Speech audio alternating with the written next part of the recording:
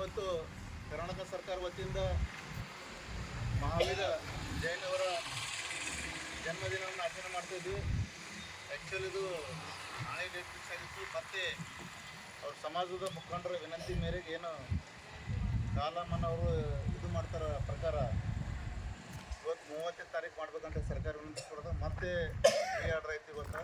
ಅದ್ರ ಕಡೆಯಿಂದ ಮೊಟ್ಟ ಮೊದಲನೇದಾಗಿ ಮಹಾವೀರ ಜಯಂತಿಯ ಎಲ್ಲರಿಗೆ ಶುಭಾಶಯಗಳನ್ನು ತಿಳಿಸುತ್ತಾ, ನಮ್ಮ ಭಾರತೀಯ ಏನು ಧರ್ಮ ಜೈನ ಮತ್ತು ಬೌದ್ಧ ಧರ್ಮ ಇಡೀ ಅತ್ಯಂತ ಪ್ರಾಚೀನವಾದ ಧರ್ಮಗಳಾಗಿದ್ದು, ಅದರಲ್ಲಿಯೂ ಸಹ ವಿಶೇಷವಾಗಿ ಜೈನ ಧರ್ಮ ಇವರು ಮಹಾವೀರ ಏನಂತಿದ್ದು ನಾವು ಈ ಮಹಾವೀರವರು ಇವರು 24ನೇ ತೀರ್ಥಂಕರು. ಇದಕ್ಕಿಂತ ಮುಂಚೆ 20 ಜನ ತೀರ್ಥಂಕರಾಗಿ ಹೋಗಿದ್ದಾರೆ.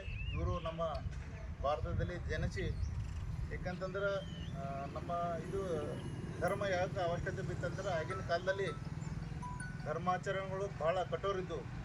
ಹೋಮ ಹವನ ಅನ್ಬೋದು ಅಥವಾ ಅನೇಕ ಅಸಮಾನತೆಯಿಂದ ಕೂಡಿದ್ದು. ಅದ್ರ ಕಡೆಯಿಂದ ಮಹಾವೀರವರು ಸರಳ ಜೀವನ ಅಂತಂದ್ರೆ ಅವ್ರ ಉಪದೇಶಗಳ ಮುಖಾಂತರ ಅನೇಕ ಸರಳವಾಗಿ ಏನೋ ಸತ್ಯ ಹೇಳುವುದು ಮತ್ತು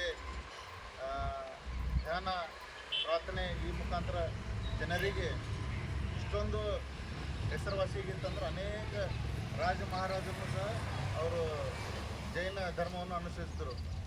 ಉದಾಹರಣೆಗೆ ನಮ್ಮ ಬಸವ ಕಲ್ಯಾಣದಲ್ಲಿ ನೀವೆಲ್ಲ ಕೋಟೆಗೆ ಮ್ಯೂಸಿಯಮ್ಗೆ ಹೋಗಿರಿ, ಅಲ್ಲೆಲ್ಲ ನೋಡ್ಬೋದು ನೀವೆಲ್ಲ. ಅಂದರೆ ಒಂದಾನೊಂದು 12ನೇ ಶತಮಾನದಲ್ಲಿ ಸಹ ಎಲ್ಲ ಜೈನರ ಪ್ರಭಾವ ಮತ್ತು ಜೈನ ಅನೇಕ ಇದ್ದರು. ತದನಂತರ ದಿನಗಳಲ್ಲಿ ಅವು ಆಚರಣೆಗಳು ಭಾಳ ಕಠಿಣ ಇರೋದ್ರಿಂದ ಜನ ಮಾಸದಿಂದ ಅದು ಅಂದ್ರೆ ಜನ ಅಷ್ಟೊಂದು ಜನಪ್ರಿಯ ಆಗಿಲ್ಲ. ಆದ್ರೂ ಸಹ ಇವತ್ತು ನಮ್ಮ ಭಾರತ ದೇಶದಲ್ಲಿ ಅನೇಕ ಜನ ಇವತ್ತು ಜೈನ ಅನುಯಾಯಿಗಳು ಧರ್ಮ ಅನುಯಾಯಿಗಳು ಇದ್ದಾರೆ. ಅದರಲ್ಲಿ ಸಹ 2 ಪಂಗಡ ಬರ್ತವೆ, ಶ್ವೇತಾಂಬರ ಮತ್ತು ದಿಗಂಬರ ಅಂಥೇಳಿ. ಅದ್ರ ಕಡೆಯಿಂದ ಯಾವುದೇ ಅದು ನಮಗೆ ಭಾರತೀಯರಿಗೆ ಹೆಮ್ಮೆ ಏನಂತಂದ್ರೆ ಇದು ನಮ್ಮ ದೇಶದ ಧರ್ಮ ಜೈನ ಮತ್ತು ಬೌದ್ಧ ಧರ್ಮ. ಇಡೀ ಜಗತ್ತಿನಲ್ಲೇ ನಾವು ಎಷ್ಟು ಧರ್ಮಗಳು ಅಂದ್ರೆ ಬೆಳವಣಿಗೆಗೆ ಅಷ್ಟೇ ಇದ್ದಾವೆ. ಅದರಲ್ಲಿ ಬಾಳೆಗೊಳಗೆ 5-6 ನಮ್ಮನ್ನೇ ಹೇಳೋದು ಅಂತಂದ್ರೆ ನಾವೆಲ್ಲ ಭಾರತೀಯರು ಭಾಳ ಹೆಮ್ಮೆ ಪಡ್ತಕ್ಕಂಥ ವಿಷಯ ಇದು. ಅದ್ರ ಕಡೆಯಿಂದ ಮತ್ತೊಮ್ಮೆ ಎಲ್ಲರಿಗೆ ಮಹಾವೀರ ಜಯಂತಿ ಶುಭಾಶಯಗಳು ಅಂತ ಮಹಾವೀರ ಜಯಂತಿ ಅಂತ ಹೇಳ್ತಾ ಮಾತಾಡಿರ್ತಕ್ಕಂಥ ತಹಸೀಲ್ದಾರ್ ಸಾಹೇಬ್ಗೆ ಧನ್ಯವಾದಗಳು. ನಮ್ಮ ಕಾಲೇಜಿನ ಈ NSS ಶಿಬಿರದ ಅಧಿಕಾರಿಯಾಗಿರ್ತಕ್ಕಂತಹ ಅವ್ರ ನೇತೃತ್ವದಲ್ಲಿ ಹಲವಾರು ಕಾರ್ಯಕ್ರಮ ಮಾಡ್ಕೊಂಡಿದ್ದೀವಿ.